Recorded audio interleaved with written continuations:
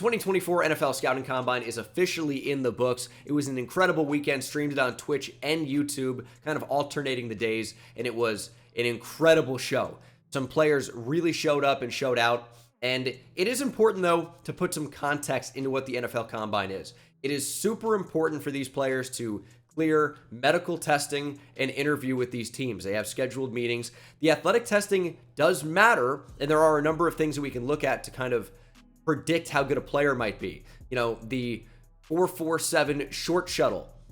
If someone on the offensive line gets under that, it's a pretty good indicator of long-term success on the interior of the offensive line. If you're an edge rusher, a 1.6 flat 10-yard split in your 40-yard dash, under that can be a very good indicator of future success. A 3-cone at 6'8", 9 or below for edge rushers, also a pretty good indicator of future success. Guys like Max Crosby, J.J. Watt, Harold Landry. I talked about this in my combine prediction style video that came out last on the channel.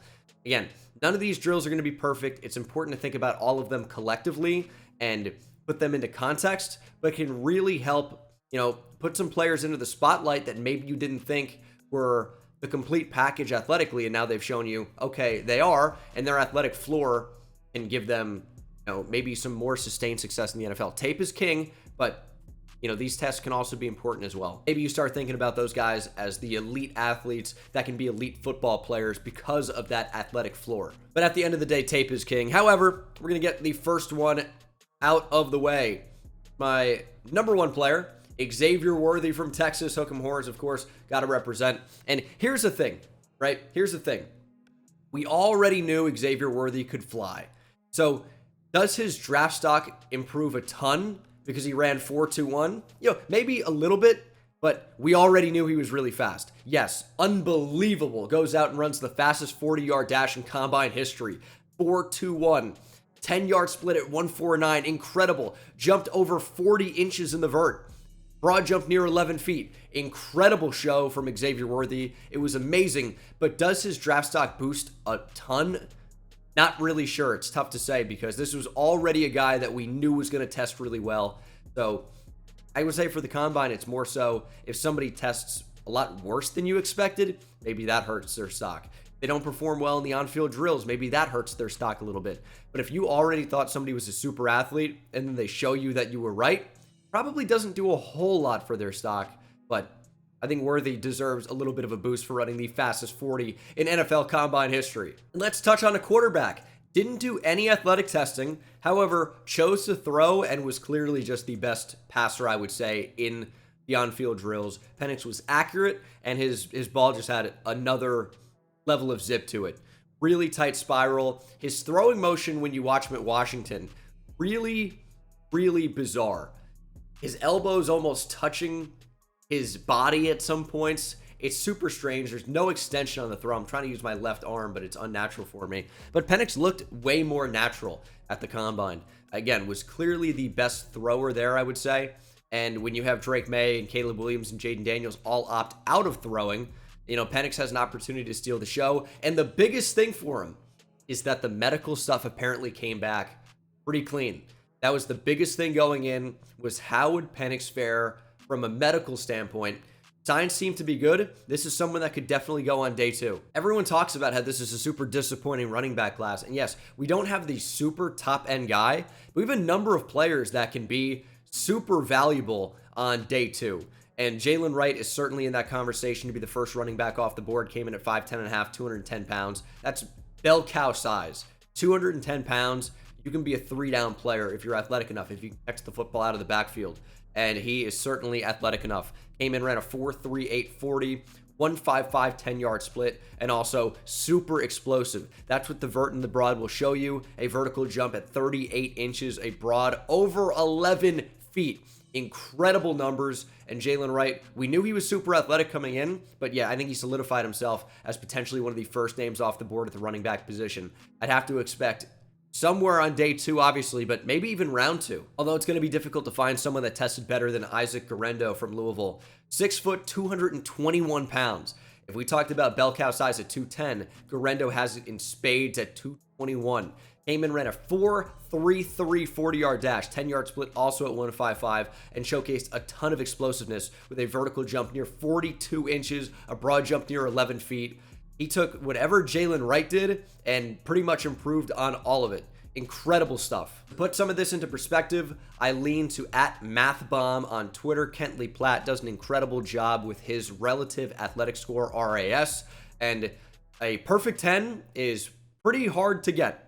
Isaac Guerrero is not far. When he tested incredibly across the board with great size, elite level speed, and explosiveness, as you can see there in the top right and bottom left, and then also in the agility drills, he was really quick. An 87th percentile short shuttle at 4.15 and an 83rd percentile three cone at 6.94.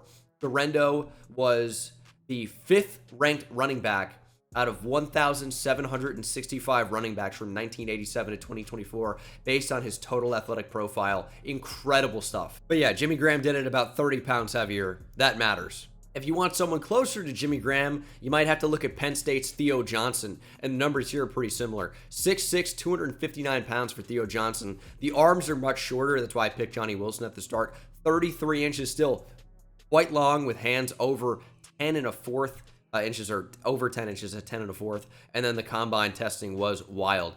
4.57 40 with a 1.55 10-yard split, vertical jump near 40 inches, broad at 10.5. And then the athletic testing, agility-wise, pretty good as well. 7.15 three cone and a 4.19 20-yard shuttle. For perspective, that is the unofficial #1 most athletic tight end of all time. Remember Zach Kuntz a couple of years ago? Theo Johnson, even more athletic than that.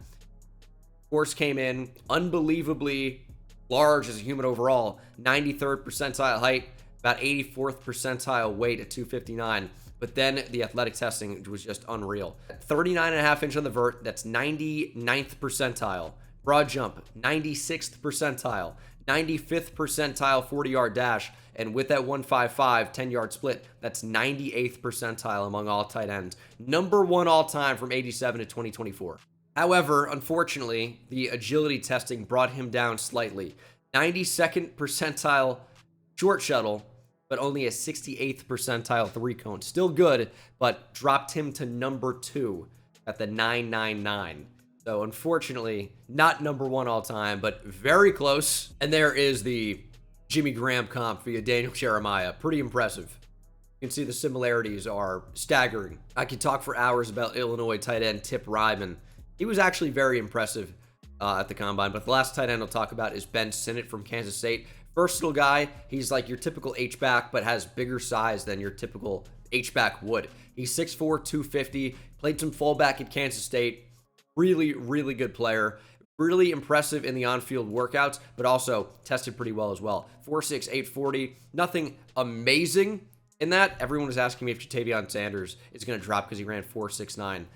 That's a fine time. He plays fast. It's not really a huge concern. Vertical jump at 40 inches is insane. And then the agility testing, oh my goodness.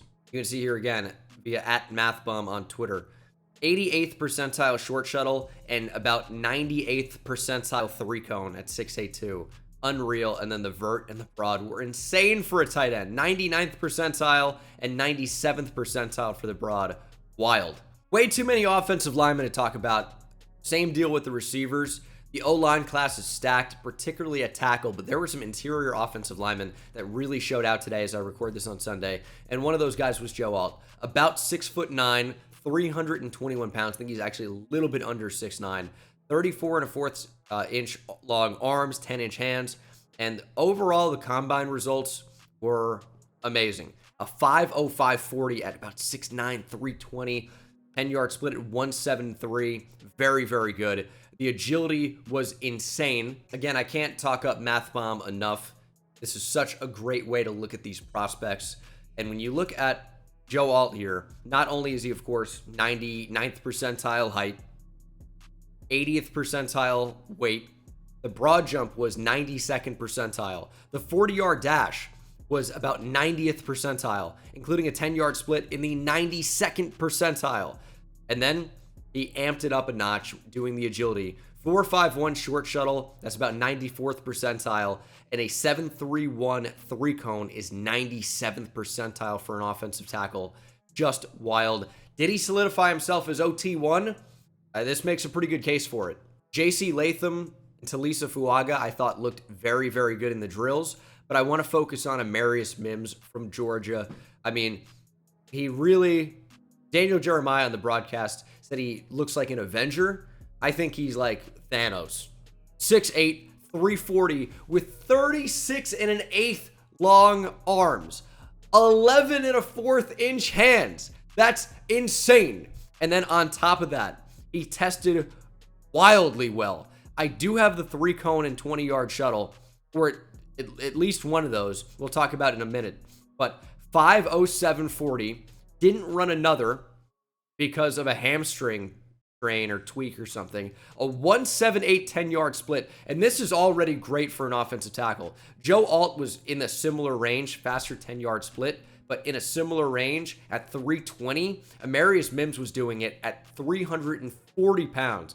Vertical at 25.5, apparently he's expected to go up at his pro day. A broad jump over 9 feet, again, at 340 pounds. It's just wild to see anywhere near that range. And then when you bring his short shuttle into the mix, that was the one that he did, 4.33 at 340 pounds. That is near the 99th, near the 100th percentile for short shuttle of any offensive tackle, and he's 340 pounds. Again, for perspective, that is the fastest short shuttle by an offensive tackle since 1999. Jake Fisher was number 1 at 6'6", 306. Mims did it at 6'8", 340. It was the second fastest short shuttle among all offensive linemen, and this is unreal when you put Tanner Bordellini's time into perspective. Tanner Bordellini's 4.28 20-yard shuttle is the third fastest offensive line, just period offensive line time of all time. And he did that at 303 pounds. Not to take anything away from Tanner Bordellini, this was incredible. But the fact that Amarius Mims was not far behind at 340 is one of the most insane things that I've ever seen. They don't have it on the website just yet for some reason, but it was a 4.33. And why that's even more impressive, he tweaked his hammy earlier in the day. Are you kidding me? And we will talk about Tanner Bordellini next. He was the quickest offensive lineman out there today, ran a 4.9 4.40 with a crazy 1.69 10-yard split. Explosiveness testing was fine, but we got to talk about this 3 cone. His 3 cone at 7.16 is the fastest by an interior offensive lineman ever in combine history. You have a number of tackles that did better, including Viking standout Brian O'Neill, and the other interior offensive lineman that he beat, oh yeah, it's future first ballot Hall of Famer Jason Kelce, 7.22. And these agility testings are especially important for interior offensive linemen. My guy Josh Norris over at Underdog has really been pushing the meta for 4.47 short shuttle or better being a fantastic representation of future success. You can look at some of these names, and there are good NFL players that lasted for a long time, mostly, including Nate Solder, Anthony Costanzo, of course, some guys that didn't work out so well, Andre Dillard, Xavier Suafilo, but some guys who very did work out. Joel Bitonio. Zion Johnson already has been very impressive. Eric Fisher had a good career, right? Ali Marpet had an incredible career out of Hobart. James Daniels has been good. Ezra Cleveland has been good. And not necessarily these guys are the best in the league at their position, but these are a lot of steals down the board that have gone on to start a ton of games, you can see on the right side, and have long and successful careers. Jason Kelce, Matt Paradis, Chase Roulier has even played a little bit. Charles Leno has had a long career for a 7th round pick. This is a really good indicator, and we have 6 offensive linemen who have got into that range. Tanner Bordellini at an incredible 4.28. Amarius Mims, obviously, what? But Dominic Pooney, Dylan McMahon, Jarrett Kingston, and Brady Latham, all very impressive. Dylan McMahon had a great day. Dominic Pooney had a great day. Those are some guys I want to talk about. You can see Dylan McMahon's time is, again, one of the fastest ever at 7.26. But I'll talk about two more. Christian Mahogany from Boston College, expected to go somewhere around day 2. 96th percentile vert, 90th percentile broad jump, about 91st, and then had a great short shuttle, 94th percentile, ran great, including an awesome 10-yard split, 174. That's 92nd percentile. Christian Mahogany name to watch. Roger Rosengarten had a great game, or great day, but Brandon Coleman is the last one I'm going to talk about here. 6'4.5", 313, with 34 5/8 inch arms, nearly 11-inch hands, and he ran a 4.9940 with a 173 10-yard split, a 34-inch vertical with a broad jump at 9 feet 6 inches. Very impressive. Looked good in the drills. Potential steal down the board. Didn't do any agility testing, but everything else was incredible. On the edge, Dallas Turner, stole the show. We already knew he was going to be a super freak athlete.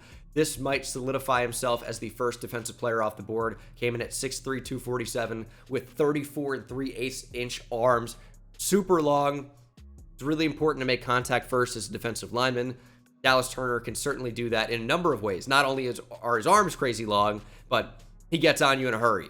4.46 40 with a 1.54 10-yard split. A vertical jump over 40 inches. And that's already at 6'3". Why is he playing football? Get him on the basketball court. That's my freak point guard. However, Dallas Turner came in, compared to the other defensive ends, a little bit light, a little bit short. Now, this is compared against defensive ends that can weigh anywhere from 235 pounds to 300 pounds sometimes, and can be as tall as 6'6" or 6'7", maybe even taller than that in the case of Sean Oakman.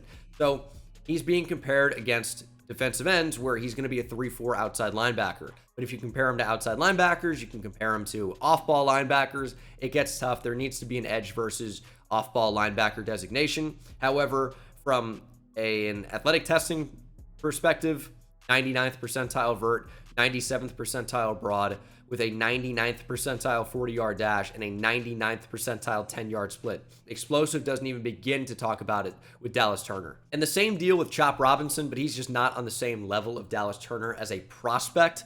We knew he was going to test really well, and he did. He ran 4.48 in the 40 at 254 pounds with a 1.54 10-yard split. Wasn't quite as explosive with the vert, but a broad jump at 10.8 is wild. That'd be a 98th percentile broad jump, and of course, 99th percentile 40-yard dash, and 99th percentile 10-yard split. Does his stock get a huge boost? We knew he was going to do this, but it's still incredible to see. And then Laiatu Latu had an incredible day. If you guys have been following the channel, you know he's one of my favorite players in the entire draft, has been for, more than a year now. Had an incredible year last year for the Bruins at UCLA. Had to medically retire from football. However, apparently the medical stuff came back pretty good.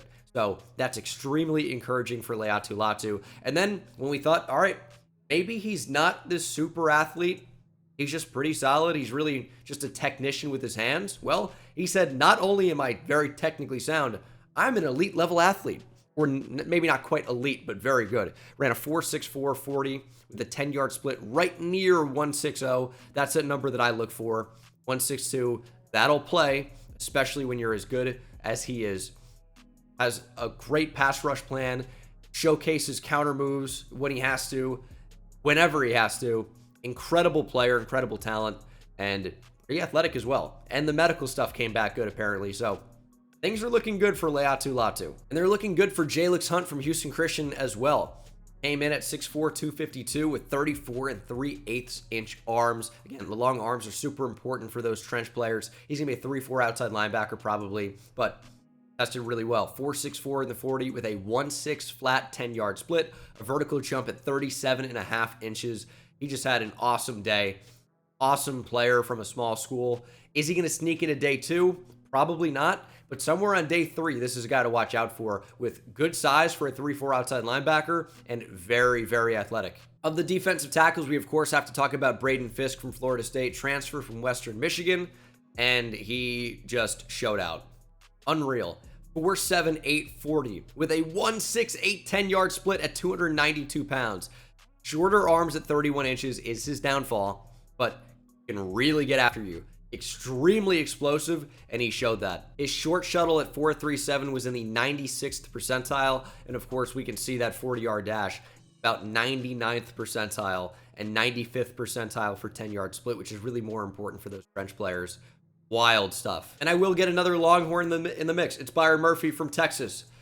Came in short, but the arms are at 32 3/8 inches. Could be a lot worse. We saw Fisk at 31, and he's a big dude. Came in a little bit lighter than you'd expect. Was playing weight around 307, but I mean, it showed up in the testing. Ran 4.87 in the 40, wildly fast with a 1.69 10-yard split. 28 reps at 225 with a broad jump over 9 feet. Vert at 33 inches. Again, incredible stuff. We also knew Chris Jenkins was going to test pretty well, and he did. 4.940 with a 1.7 10-yard split. Pretty explosive as well. And of course, 29 reps at 225. Short shuttle wasn't quite so good, but the 10-yard split and the 40 were so good at 6'3", 300 pounds. I don't really care about it. Really too many linebackers to talk about, but we got to start with Peyton Wilson. We knew he would test well, and he did. 6'4", 233. Arms, again, a little bit short for somebody that size, but 4'4", 340. 1.54 10-yard split. Broad jump near 10 feet and a vertical at 34.5. But yeah, he can fly. For him, it's just really going to come down to medical stuff. Big history of injuries. Who knows where he goes in the draft. I thought Trevin Wallace was going to test pretty well. Didn't know it was going to be quite this good. 4.51 in the 40 with a 1.62 10-yard split. Vert at 37.5 inches. Broad jump at 10 feet 7. Wild stuff. And a name to watch is potentially sneaking into day 2. I'll tell you what, I know it doesn't look like he belongs here, but I was impressed by Easton Gibbs from Wyoming. Thought he looked great in the on-field workouts, and he ran pretty well. 4.7 340, yes, but a 1.59 10-yard split. Broad jump over 9, but again, I thought he was impressive in the on-field drills, and I thought he ran pretty well too with a 1.59 10-yard split. Definitely someone I'm going to have to go and watch more of, but someone I watched before the Combine was Temple's Jordan McGee. Came in at 6'1", 228, kind of like that modern type linebacker build. A little bit light, obviously, but 32-inch arms. Ran 4.55 in the 40 with a 1.54 10-yard split. Vert over 35 inches. Very impressive day from Jordan McGee. Another potential late-round gem. Speaking of late-round gems, how about South Dakota's Miles Harden? Had a pretty good performance at the East-West Shrine Bowl, and here he is, really putting himself on the scene with a great day. Ran 4.5 in the 40. That's fine. 10-yard split was a little bit slow, but everything else I really love. 35.5-inch vertical, but the athletic testing, the agilities, I should say, elite level stuff. Third fastest 3-cone of any corner at the Combine at a 6.88, and the fastest 20-yard shuttle of any cornerback at 3.98. Is that another Texas Longhorn? Hook 'em? But they kept showing out, so I'm going to keep showing them in this video. Ryan Watts had questions about his long speed, and he seems to answer them. 6'3", 208, 34.5-inch arms. Elite level stuff. But a 4.5 340 with a 1.55 10-yard split. Vertical over 40 inches. And then he was actually quick as well. Fourth fastest 20-yard shuttle among all corners at 4.13. And the second fastest 3-cone at 6.82. And again, keep in mind, that's at 6'3", 208. Not a lot of cornerbacks touching that. Now, this is him as a free safety, but the athletic stuff says that he might be able to stick at corner. Again, great agility and tremendous size and explosiveness. Maybe he can stick at corner if he's in the right scheme. Gonna have to be something that's pretty press heavy, but again, looks to be a great athlete. Little surprising, but you see that name at the top of the 3-cone. It's Georgia's Kamari Lassiter, a ridiculous 6'6", was also third in the 20-yard shuttle at 4.12. Kamari Lassiter didn't do any of the explosiveness testing really, but showed to be incredibly quick. Looked good in the on-field drills. I think he probably would have run around 4.5-ish. I don't know why. Maybe he was slower, decided not to participate. Arms are a little bit short, but again, I didn't think he'd be quite this quick. That 3-cone is about 98th percentile. And then someone I hadn't seen much of coming into it, Cameron Richardson from Mississippi State. Came in with elite size, 6'2", 188 with 32 3/8-inch arms. Ran 4.34 with a 10-yard split at 1.48. Vert at 35 inches. Broad jump near 11 feet. That 10-yard split was faster than Xavier Worthy, and he's 6'2", about 190 pounds. It's a big corner. Again, going to be really too many corners to name, just like we had with receiver, but Max Melton dominated. Came in at 5'11", 187, but arms over 32 inches, ran 4.39 with a 1.51 10-yard split. vert over 40.5 inches, and a ridiculous broad jump at 11 feet 4 inches. That's an RAS of 965. Didn't do any agility testing, but a 99th percentile broad jump, 96th percentile vert, and then ran about as well as you could have expected. And the last one, cut from a similar cloth. It's Kentucky's Andrew Phillips. Posted pretty similar numbers to Max Melton. A little bit slower, of course, ran a 4.48, but a 1.51 10-yard split. 42-inch vertical with an 11 feet 3-inch broad jump. 11 foot 3-inch, I should say. Going to be a starting slot corner sooner rather than later. Really good player, and yeah, he tested like crazy. Mike Sainristil was also awesome. He had a really good day. We know what the tape looks like. He is a heck of a football player. Again, another probable instant starting slot corner. You know, Jordan Reed from ESPN had a great comp from Mike Hilton. Plays physical, plays instinctive, pretty quick out there, and ran pretty good, pretty well. Tested really well. Sainristil, one of my favorite players in the draft. I love the slot corners. You guys know it. Sainristil is unreal. Quinyon Mitchell had an incredible day. I mean, he just crushed it, did everything. He's in contention to be the first corner off the board. Nate Wiggins ran a 1.59 10-yard split in his 4.28 40. The only one that he ran, the only one that he did. He came in very light. He was 185 on the Clemson website, came in at 173 with shorter arms and shorter than a lot of us expected. A little bit concerning, but he went out and ran 4.28. Now, the 1.59 10-yard split doesn't make much sense to me because I watched it back and I hand timed it. I had him faster than that in the mid 1.5s. And if you look at him compared to these other corners who ran a lot faster in the 10-yard split, 1.51 for Mitchell, 1.54 for Terrion Arnold, Wiggins is right there, if not ahead of them. So I don't know how he possibly could have been at 1.59. That's the official time, but it didn't make a whole lot of sense to me. But a little concerning that he came in a little bit light, and I heard he didn't interview too well either. But when you run 4.28, you're probably going to go pretty high, especially when the tape's pretty good, and it is, except he doesn't tackle. Terrion Arnold had a great day. The Florida State corners I love. Jarian Jones and Renardo Green. If I could get one of these FSU corners on my team, I'd be thrilled about it. The Florida State corners can play. Renardo Green and Jarian Jones, they are both awesome. I just clicked Jarian Jones. Here's Renardo Green for you. They both tested pretty well. The tape's really good. Renardo Green is a tremendous press man corner. Give me an FSU CB in this draft. And then for the safeties, Javon Bullard, I think, is a great player. Didn't know how fast he would run. Answer, faster than I expected, 4.47 with a 1.51 10-yard split. Great player. Could be a slot corner. Really good. Cole Bishop ticked all the boxes. Ran really well. Explosiveness testing was great. Looked great in the drills. The Utah safeties are great. Cole Bishop can really do it all, and so can Sione Vaki. I don't know if he can play over the top, but if you're ever looking for a hybrid safety running back, Sione Vaki is the guy.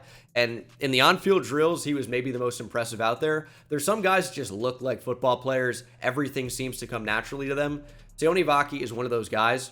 Didn't run especially fast at a 4.62, but is 210 pounds, 1.54 10-yard split.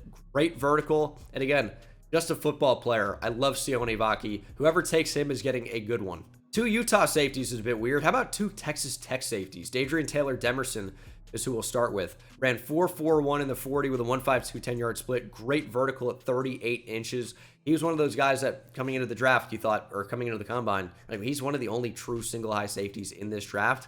And he solidified it with a really great time. He also has had a good offseason process as well. You talk about the All-Star games, East-West Shrine game. He's a good player. And the other Texas Tech safety is a Texas transfer, formerly Hook'em Horns. It's Tyler Owens. Doesn't believe in space or the planets. Interesting. But he believes in being an athletic freak. Probably would have run very well. Injury almost immediately. His vert was 41 inches and his broad jump was 12.2. For perspective, a 12'2" broad jump is the second best ever recorded in combine history, and Byron Jones holds the world record at 12 feet 3 inches. That is the world record, if I remember correctly. Owens was an inch away. As for the losers, I hate to do it, but Sam Hartman, he really, I mean, credit to him for testing and doing everything except for the bench. But in the on-field workouts, he just didn't look very good. Made a couple of nice throws, but he just doesn't have the arm to throw it down the field. It's got to come out so early. He's got to put everything behind it. That takes time. I really just don't think Sam Hartman has NFL starter potential at any point. Maybe for a few a few like spot starts, but I honestly think get ready to hold a clipboard. He could be a great backup. I don't know, great guy in the locker room. I mean, I looked at him throwing and he was a cut behind every other QB there, and not very accurate, doesn't have the arm. I like Sam Hartman. Great story, you know, transfer from Wake Forest. He was on that high school quarterback show. Fun personality, but I just don't see NFL QB with him, really. I'll continue my Notre Dame hating with Audric Estime from Notre Dame. I like the player. I really do. Burt was great. Broad jump wasn't so bad, but he ran 4.71, and that's not his game. He's a power back. I don't really care that much about this, but 4.71 was a little bit slower than I was expecting. 4.71 is a bad time for him. But he's a short yardage back. He's a power back. Probably won't impact him a ton, but it's a little bit slow. Why is Troy Franklin in the losers list? He ran 4.41, vertical jump at 39 inches. Although his 10-yard split was extraordinarily slow for a receiver, the slowest of any receiver there. So he was one of the faster receivers there. We thought he might be the fastest in that conversation. Didn't end up getting in the conversation. I'm not even sure, was he in the top 10? But close enough. However, the 10-yard split was the worst of any receiver. And yeah, he's a deep threat, but I'm kind of worried that's all he's going to be. His agility testing was not good. 49th percentile short shuttle. 75th percentile three cones fine, but I challenge you to find somebody that looked worse in the drills than Troy Franklin did. And I'm not trying to be a hater, but he just looked unnatural. Like in the gauntlet, he was all over the place. His routes were not sharp. It took him a while to get in and out of breaks. He just didn't look comfortable out there. His hands, it seemed like he didn't trust them. He had trouble dropping or catching the football, and he was on the ground a lot. Just looked unnatural and bad. And you know, I don't know. Maybe Troy Franklin's still a first-round pick if you believe that. Maybe he's still in the top 50, but I don't know. For a guy that really seems like he can do one thing really well, you wonder if that's all he's going to be. And, you know, Xavier Worthy is, albeit smaller, barely, but Worthy is significantly faster, right? And he can actually get in and out of his breaks. He's quick. He's agile. Franklin, he just didn't do it for me. And the last player I'll talk about is Penn State's Bengal King. He's had a brutal offseason, really a brutal 2023. Was brutalized by Marvin Harrison Jr. That's acceptable. It's Marvin Harrison Jr., but didn't really have a great season in 2023. Didn't have a good Senior Bowl. I thought was kind of just destroyed in the one-on-ones, which you expect, but even in the game, I feel like I remember Bengal King giving up a catch or two, and his testing was, I mean, not great. Ran 4.61. The 1.54 10-yard split is fine. Vertical jump is great, but I just felt like the 40 was something that you'd like to be a little bit better if you're playing corner. He's probably going to end up moving to safety. People are going to want me to talk about Keon Coleman. Ran 4.61. Got to be a big loser, right? No, don't care. He was the fastest of any receiver in the gauntlet drill. He moves way faster. His 10-yard split was about average at a 1.54. That's not bad. When Xavier Worthy's running a 4.21 and his 10-yard split is a 1.49, when Keon Coleman's 1.54, same as Terrion Arnold, who's 5'11", 190 pounds, or 6 foot 189, we'll take it. But yeah, no, I thought Keon Coleman was very impressive. 4.61 is slower than you'd want, but for a guy like him that's a big jump ball receiver, like how often are you really going to get separation down the field anyway? Your big playability down the field comes because you can go up and catch the ball over anyone, and that's what Keon Coleman can do. You can see in the gauntlet drill here, he gets up over 20 miles per hour. Again, that is faster than any receiver at the combine in that drill. He trusts his hands, which are great. He is very good after the catch. I don't think he did anything but boost his stock at the combine, showing that he is fast in game and actually doing things a receiver would do rather than just running a 40-yard dash. I don't think Keon Coleman was a loser at all. If anything, I think he was a winner, and that's where we're going to wrap things up. That's my combine video. I know it was long. Hopefully you enjoyed it. Tried to shine some light on some lower tier guys as well as, of course, the top end guys. I'll see you in the next one. Take it easy.